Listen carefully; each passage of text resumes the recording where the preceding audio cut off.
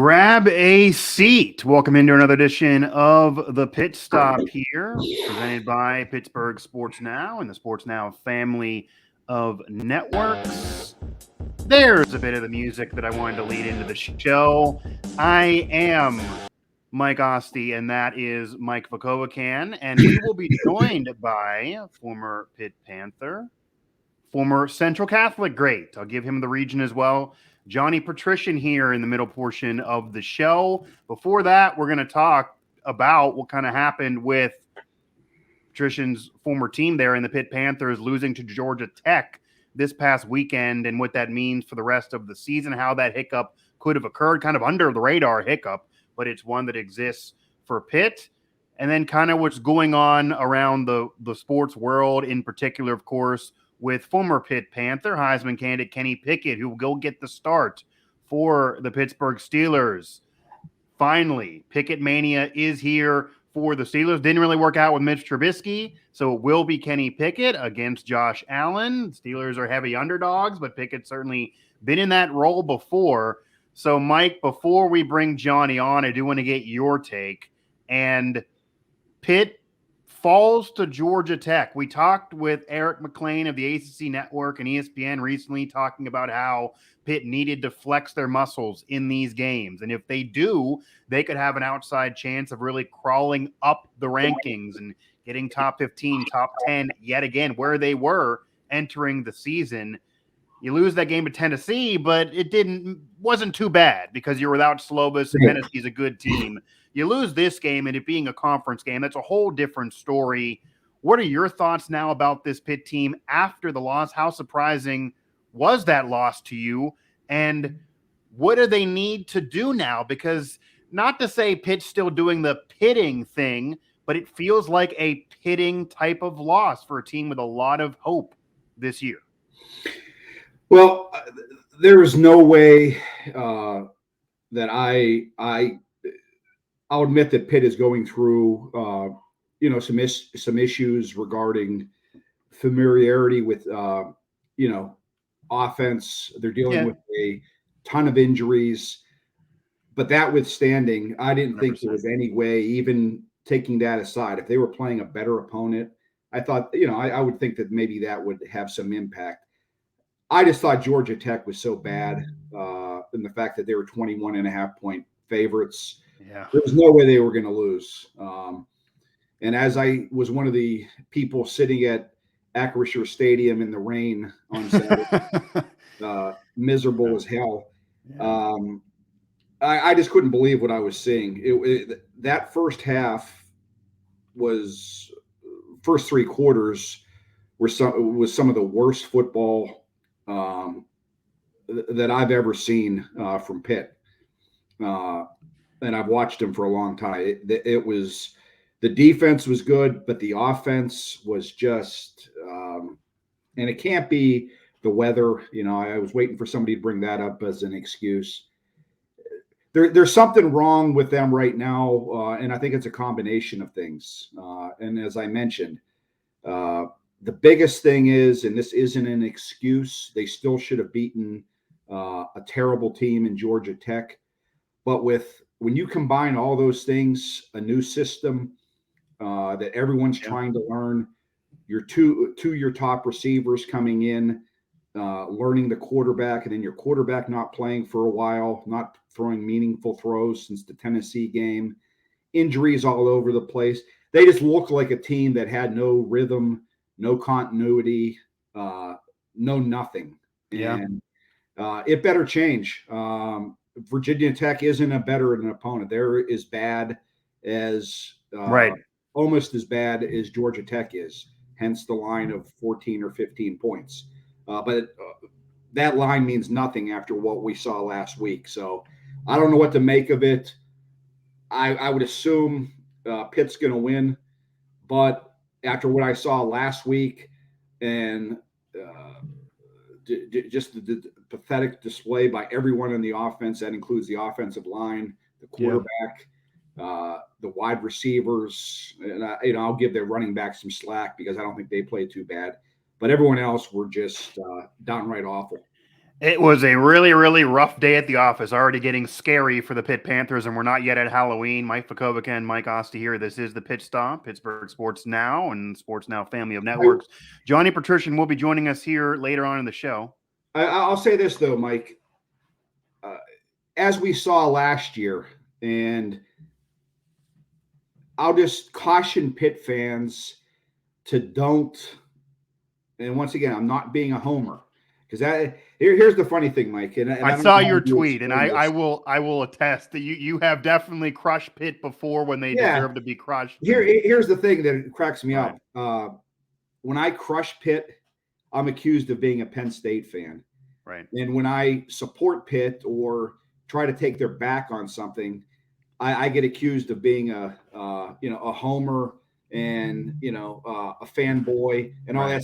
So I think sometimes Pitt fans just don't know where exactly I sit, because I probably just call it right down the middle. We can maybe ask our guest his opinion of you, since he has the Penn State and Pitt blood within him. I want to say one thing before we bring Johnny in. Yeah. I would caution Pitt fans to not totally jump ship.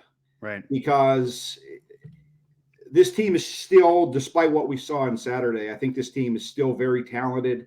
I think they still have a favorable schedule. Yeah. And I still think they have the parts in the Coastal. It wouldn't shock me at all. And I still think despite the loss, I'm still putting Pitt as a favorite to win the Coastal. I still think if you're going to lose to any team, Georgia Tech was the team you wanted to lose to, because they're not going to win too many more games, and you're not going to have to worry about head-to-head with them. Right. For Pitt is they have to beat North Carolina, they have to beat Virginia, they have to beat Miami, and that's still ahead. So if they do that, everything is still on track. This is not a bad football team, talent-wise.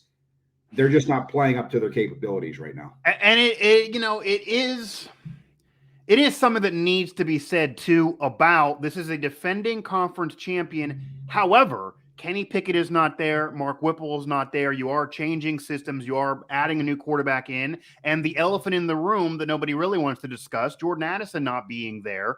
When Slovis decided to come aboard to Pittsburgh, he thought he was going to be able to throw to Jordan Addison, who was the Biletnikoff winner and best receiver in the country a year ago. He's at USC. Not exactly saying him being there all of a sudden this team is undefeated and going to win a national title, but it'd certainly be easier to have a veteran who had been there to be able to throw to. So a lot has gone against Pitt. Also injuries that you brought up as well. But with all of that said, it is a loss that you just can't have. But I'm not going to buy into that, Mike, the Jordan Addison thing. Just here's why.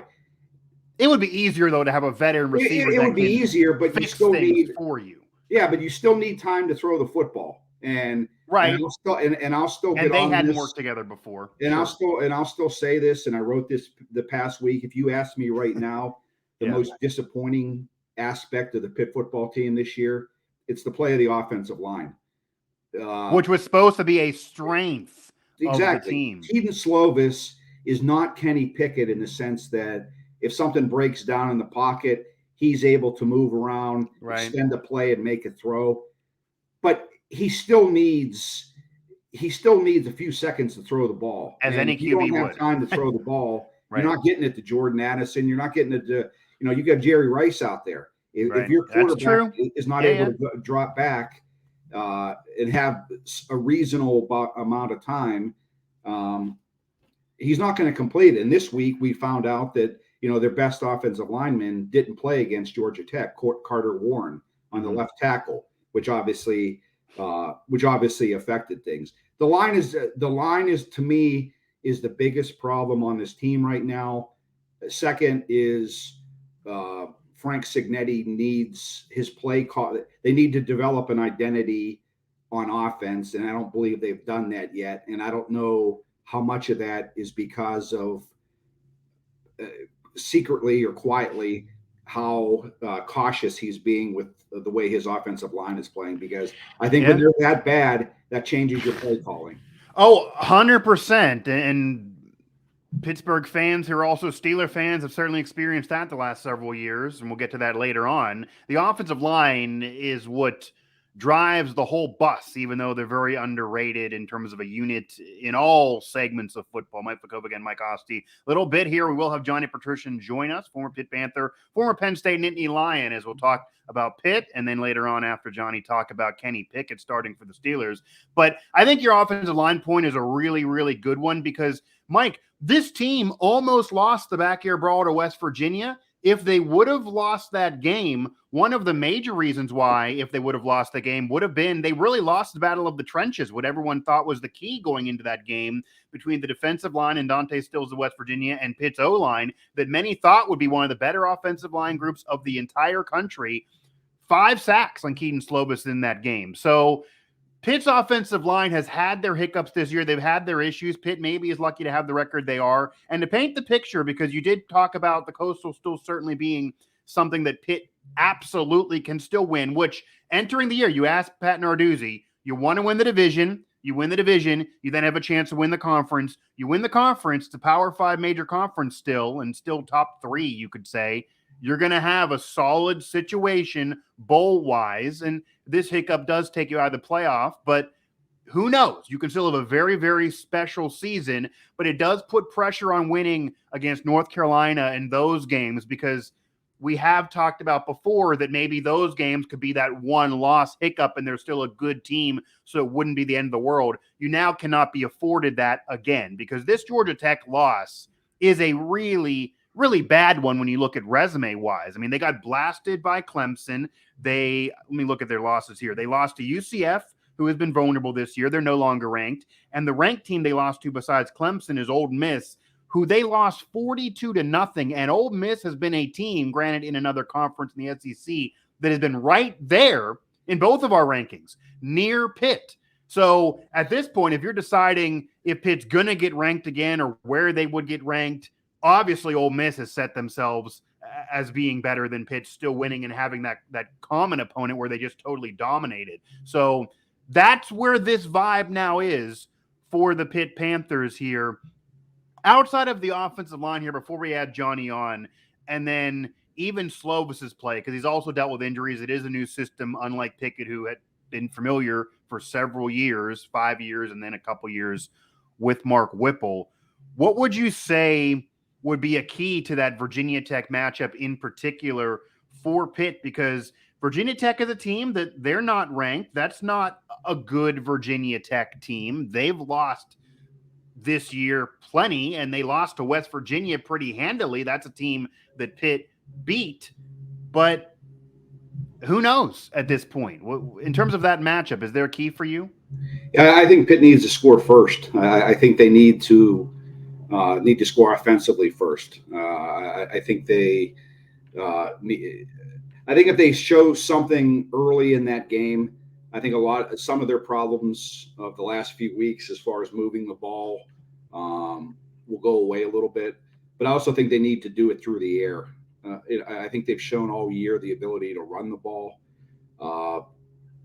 A problem that they've had, and this has been a surprise of mine, another thing that surprised me a bit is how ineffective their wide receivers have been. You know, you brought up Jordan Addison, and if you're talking about that, I'll agree with you on that. He's going to help with this. I thought these guys were going to be a lot better at this point than they were.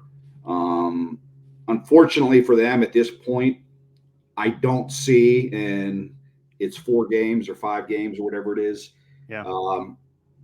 I don't see an explosive guy there that's is going to catch a ball and then is a true one. You don't see a kind of a replacement. Jared Wayne's a very good receiver, right? But I don't see a guy that's going to take a fight like Jordan Addison does. Takes a 6-yard ball and turns it into 25 or 30. The guys now are maybe catching a 5-yard ball and taking it 10. I'm not seeing the explosiveness that I thought we're going to see out of, maybe Bob Means, Cofield, some of those guys, which has been a little bit surprising on my part. I thought they were going to be a lot better than they were, but I will say that it's still early. It's still a new system. They're learning the quarterback. They haven't really thrown a lot with Keaton Slovis. People are talking about he needs to anticipate and throw ahead to a receiver instead of waiting for them to get open. I still think he needs to trust them, and they still need to know what they're doing. I don't think those two positions are on the same page yet, which is why, we're not seeing a lot of stuff in the passing game. And it's easier said than done. Yeah. It's not like, again, you had months to get this chemistry rolling. You don't really have a traditional one, and 50-50 balls. That's all going to be won by Jordan Addison. Who knows now?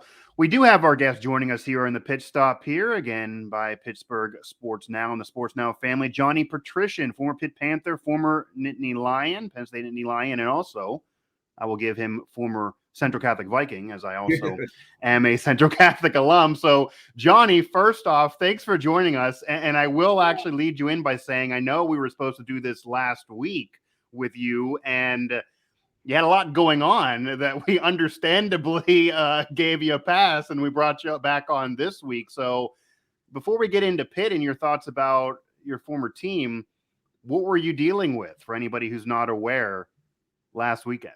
Yeah, well, first off, thanks so much for having me today, guys. I'm excited to join the show and talk to you guys about some ball. I appreciate it. Yeah. But yeah, unfortunately, last week this northeastern boy experienced his first hurricane, and wow, it was honestly unexplainable. I thought things I saw firsthand, I thought they only happened in movies and television, and I watched the whole hurricane from my window. Luckily, I'm very fortunate, and none of my belongings were damaged. But the things from driving around town down here, seeing houses, boats, cars torn apart, it's really sad. Businesses, people's lives were torn apart. So I was very fortunate, like I said, but it's like a movie, and it was like the town down here is like a zombie apocalypse right now. It's pretty crazy. Where are you exactly, and what's the state of the town? What's the current, it's been a week later. What's the landscape of where you are right now? Yeah, so I'm in Naples, Florida. I'm down here staying at my trainer's place on standby until I get picked up again. So I'm sure you guys know I've bounced around from a few teams, mini camp, and so over the summer. So now I'm down here training again and staying ready. I'm at my trainer's place, who's very nice to let me stay and work out with me every day. But yeah, so I'm in Naples, and everybody expected the hurricane to hit Tampa, which is about 2 hours north of here. So I guess at the last minute, it made a turn for Naples and was a direct hit here. So we were without power and air conditioning and electricity for probably 5 days. Wow. My parents are still up in Pittsburgh, and they were freaking out because they were watching the news. I can imagine. But I communicate with them. So they they had no idea what was going on. So I was driving around for a few days trying to find some service, and I finally got a spot. So I pulled over to the side of the road and called everybody and sat in the car for about an hour to make everybody, let them know that I'm okay. I'm a big boy, and I can survive on my own for a few days. But no restaurants were open, no grocery stores, gas stations were all shut down. It was really crazy, and it's really nothing you can prepare for. I filled up my car with gas the day before the hurricane. I went to the grocery store, but at least you did those things. I know I'm trying to learn a little bit. Some people, Floridians, they've been through a few of these. This is my first one. Yeah, wow. Former Pitt linebacker Johnny Petrishen joining us now on the Pit Stop. John, let's get you into the current state of Pitt football. You've been around winning. You've been around losing. Obviously, the mindset of fans and everybody have changed a little bit since last Saturday with Pitt. What are you seeing right now? I'm sure you've kept up with the team. What are you seeing with the team that's going on right now? And is there something? Is it just a bad stretch? What are you seeing the biggest problem right now that's going on with your former team?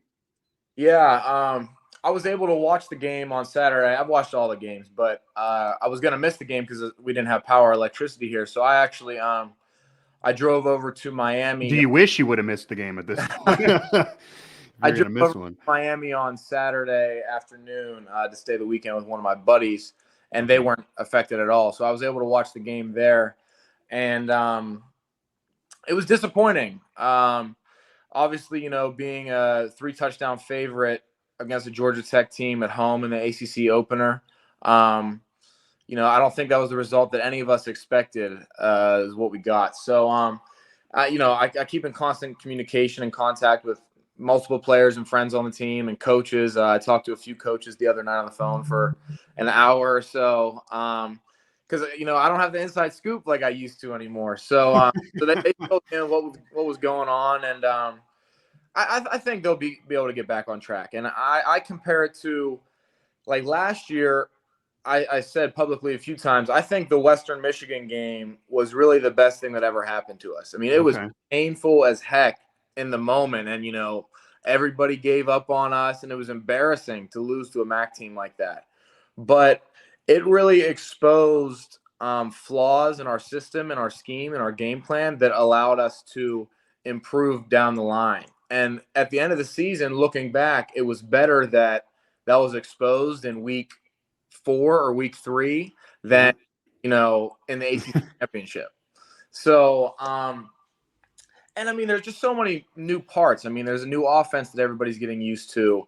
We've had many different quarterbacks. We've had 3 different quarterbacks so far. So I mean, people think you can just plug and play, but there's consistency and communication that you need to get used to between players, and not every player is the same. Everybody has a different playing style. So I really like Slovis. I think he's really impressive. And I think he's played a lot better than what people are giving him credit for.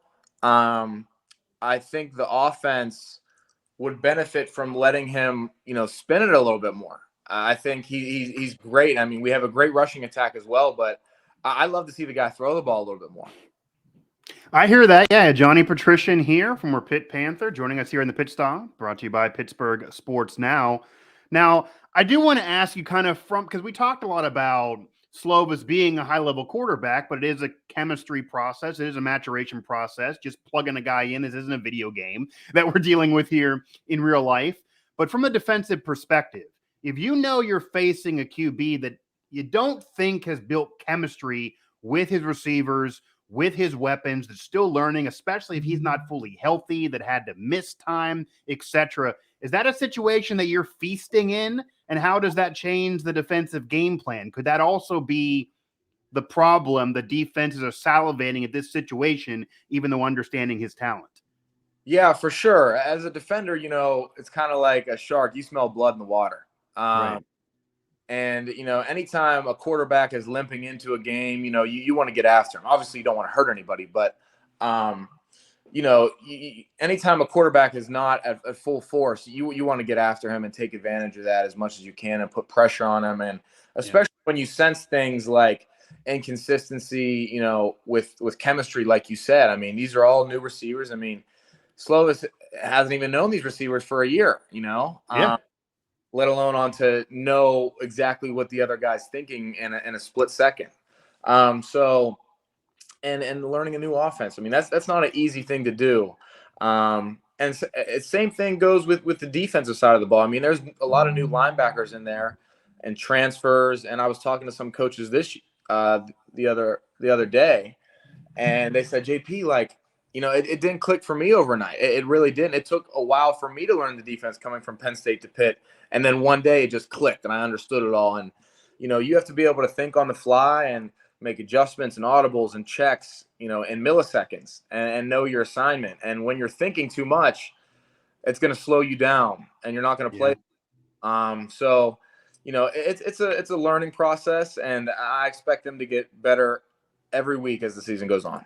Last thing before we get into your current situation, knowing Pat Narduzzi, knowing the coaching staff there, the fans are freaking out, and some of them are giving up on the team. What's Pat Narduzzi's mindset? Does he,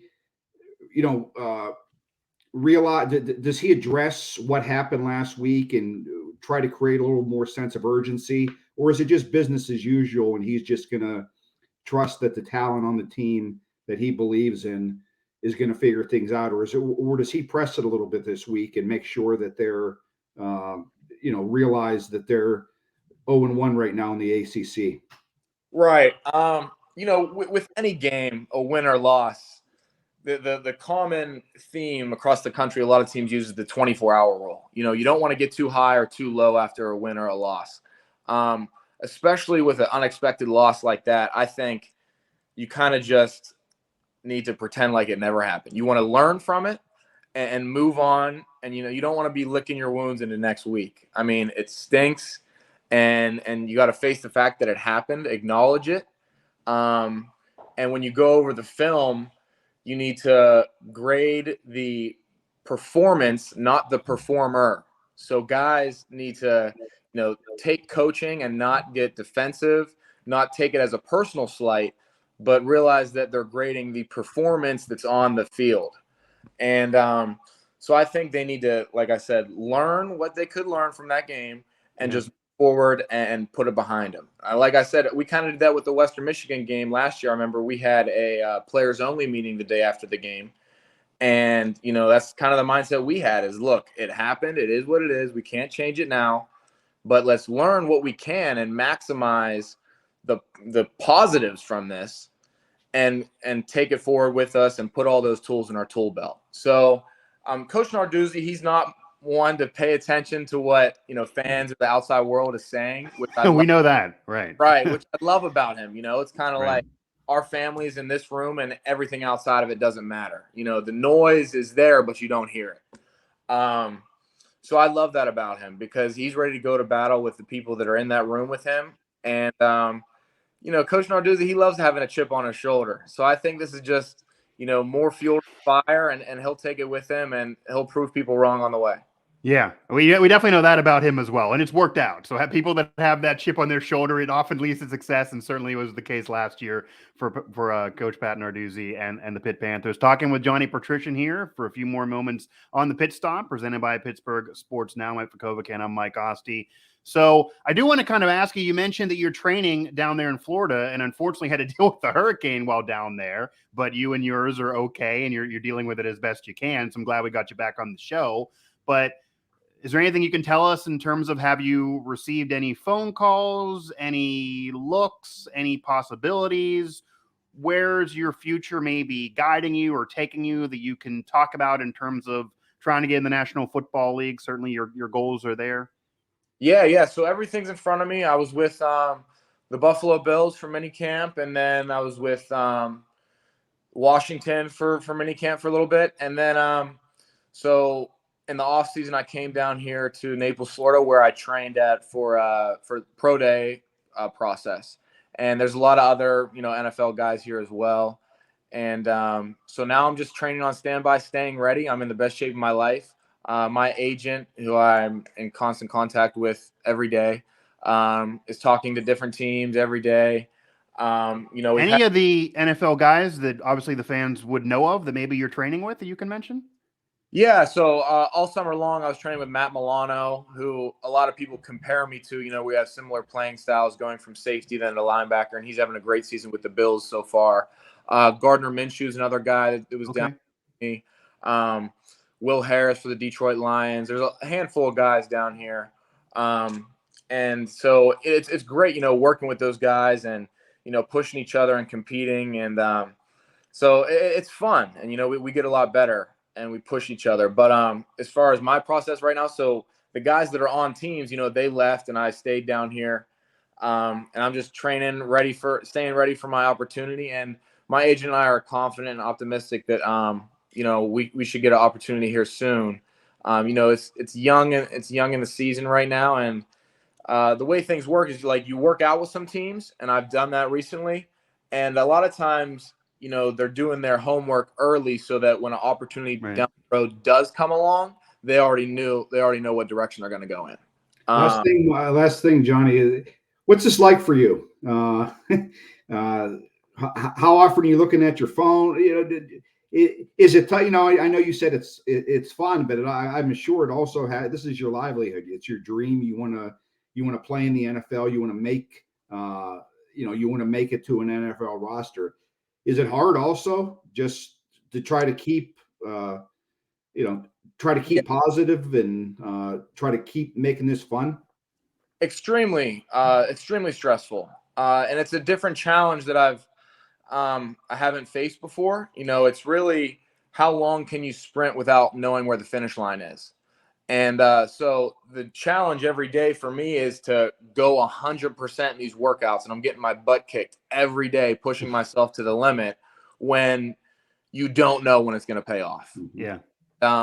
That's the hardest part, because it would be easy to, say to yourself, oh, I'm not playing football this week, so I could take a few reps off here, Yeah, who would know? Right, who would know? The teams aren't going to know if you took a day off. Exactly. Right? So that'd be the easy thing to do. But I'm very confident that this will all pay off soon, and I know I'm meant for this. And I've had my back against the wall before so many times throughout my career. So those moments, really prepared me for this. And I'm much more mature now, and I'm learning things about myself. I'm down here. It's too hot for me right now. I mean, it's like 100 degrees on the field every day. I want to be back I went home a few weekends ago to visit my family, and I'm like, wow, this weather is amazing. But so I'm getting better every day. I'm reading a lot of books. I'm learning how to cook on my own. Oh, wow. Okay. So any conversation that maybe you had with maybe you wouldn't want to release this, but with Kenny Pickett about the Bills? So that's actually funny you say that, because I talk to Milano all the time, and Kenny as well, and they're both great competitors, and they're excited to face off against each other. I'll be tuned into that game for sure. You said you cooked. What's the go-to meal right now? Yeah. Oh, I don't know if you guys know, I've talked about it a few times before, but I'm 100% vegan, plant-based. So, okay. My cooking, the things that I make for myself are a little bit different than what everybody else would eat. I'm not making burgers or anything like that. Last night I just made some chickpea pasta, which is full of protein. But we're making baby steps here. At Pitt, the Steelers chef's making my meals for me every day. So I'm getting there slowly but surely. Yeah, those meals are really, really top notch at the facility. So it's hard to get that bar. I almost tried to call that guy to see if he'd do the cookie table at my wedding, actually. But the cookie. I thought about it actually, yeah, because those cookies are just out of this world. You can't beat them in terms of every one of them soft. It doesn't matter how long they've been there. Right. It's like a machine. The best. Johnny, we definitely appreciate the time. We know you're a busy man. You have a lot on your mind, and also tons of respect to you, obviously, because you had a great career at Central Catholic, Penn State, Pitt, and it is difficult to sprint without knowing the finish line. So you keep on the way you're going, and you're definitely going to get there. So we definitely appreciate it, man. Hey, thank you so much for having me. I appreciate it. You're a Central Catholic guy. I like you even more now. Yeah, there you go. Yes, I am a Central Catholic alum. I'll let you see maybe on Twitter where I went to college, though. See if you still like me. Okay. But I am a Central Catholic guy. Yeah, so I appreciate it, man. Thanks so much for the support and for having me, guys. And we're gonna make this happen for sure. I appreciate it. Absolutely, Johnny Petrishen there, former Pitt Panther, former Nittany Lion, former Central Catholic Viking, and future wherever in the National Football League, but he definitely will get there soon. We definitely agree that he's going to get there very, very soon. He's working down there in Florida and spent time, Bills, Washington. It's going to happen for him for sure. So I definitely think that's going to happen here in the not too distant future. But to segue and finish up the show, a team that Johnny Petrishen almost was a part of in the National Football League in the Buffalo Bills. They will meet the Pittsburgh Steelers. A lot of talk about the Steelers being a heavy underdog. I don't know if you saw Mike, but Von Miller's been doing the media car wash to kind of basically say that's not true. He doesn't want the Bills to be known as the heavy favorite in the game, but in reality, they are. There are many people's pick to win the conference. The Steelers obviously struggling, losing to the Jets. That's a pretty bad loss. Kenny Pickett, though, now going to be the starter. Doesn't necessarily fix everything with the Steelers, though. You still have similar problems on offense. He did throw some interceptions, even though he also got himself in the end zone. So that doesn't mean everything is now all of a sudden corrected. And other problems in other parts of the team as well, outside of just the offense. What are your thoughts about that game ahead and Kenny Pickett now getting the reins, the decision to give Kenny Pickett the keys to whether this be a Cadillac, a Honda, whatever it is? Do you like the call? Would you have maybe waited a little bit longer because the schedule is getting brutal? Do you think he has a chance with what's around him and what's in front of him to really have success? What's realistic expectations for Kenny Pickett and the Steelers right now? I don't know how much success they're going to have, and I don't know that it's important to have success, to be honest with you, as far as team success. I'm not going to. I think it would be, the Steelers aren't a good team right now, and they're not. I don't think they're going to be a good team this year. So I think if you're not going to win, I know coaches will never buy into this, but I think it's always better to be really bad than to be in the middle. Sure. I just do. Until you're at a part where Steelers never do that, though. Right, They exactly. hate that. They have admitted before they want to crawl into the playoffs and lose rather than win 2 or 3 games and be better in the draft. Deontay Johnson, though, did bring up recently. He kind of pedaled this back, but he did bring up about we're in a rebuilding year, so it's not the end of the world. They would obviously never agree or admit that. Yeah, and I just think it's going to be important for Kenny, and I think you put him in when you put him in. I don't think you hold him for soft part of the schedule. It's the NFL. You can't wait for opponents that you think are soft. Eventually, if you're going to win, eventually you're going to perform. You have to play against the best. And this schedule coming up here is no doubt going to be tough. Bills, Eagles, Dolphins, Bucks. That's not easy. But I'm excited for Pickett. I like I think the spark he brought last week. The key now is, the challenge now is, it's a spark because it was his first game and first few series. How long can that go? Can that spark go for? Yeah. Eventually, there has to be results and there has to be wins, or people. He'll feel the same way as Trubisky felt. But I think if we see the offense moving a little bit, I know a lot of people are talking about the offense being a problem too. The defense better get its act together here too. I was going to say there's other. That's why I said other problems. It's not just the offense, and because they were in a position to win, and once again, the fourth quarter, the Steelers defense, which is guys are making a lot of money, didn't perform. Yeah. They were bad against a rookie quarterback or a second-year quarterback. So I know all the focus is on Matt Canada and Kenny Pickett and stuff, but it's a team thing here. And another thing that has to happen is his receivers need to make plays for him. I'm losing. There was a debate on the Claypool pick, right? Whether that was on Claypool or Claypool. KP. Yeah, I'm not the biggest Chase Claypool fan right now. I think he's a guy and he's been this way for two years. He's 6'4", 200 and some pounds, and he plays like a 5'9" receiver. And if that's the case, get him out of the lineup. I honestly don't think it would be a terrible move. I don't think he's a guy that's ever going to live up to expectation. I don't think it would be a bad move for them to look to deal him before the trading deadline. I just think he's one of those guys that is always going to tease you with the way he looks, and he's just not going to ever be a maximized producer. He's just going to disappoint you more than he's going to wow you. That first interception yesterday, any receiver, or most, I shouldn't say any because he didn't do it, but most receivers with his size and height are going to at least go down and knock that ball down. Most of them make the catch.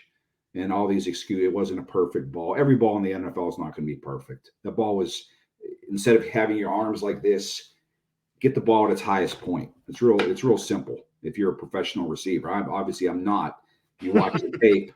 Yeah, you saw what happened there. Anyone can see what happened, and he let his quarterback down. Not that was a big play, but a lot of people are going to have to help Kenny Pickett out. It's not going to be Kenny Pickett is not going to win the game for the Steelers. He can help them win, but he needs help from his playmakers, and he needs help, more importantly, from his defense.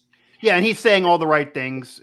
People love the moxie about him. Obviously, he had comeback moments. He's been an underdog in college and then ended up with a legendary career. It can happen. We saw it in the preseason, but doing it in the NFL regular season is a different animal. So I'm not surprised there were interceptions there. There's going to be growing pains. At this point, with Mitch struggling, you had to give it to Kenny Pickett. He is the future. This is a rebuilding year, whether the Steelers like it or not. They're never going to admit it, but it is. If you lose games with Kenny Pickett, it's not the end of the world, like it maybe would have been when you had a veteran who you were paying money and were going to trigger incentives if you kept playing.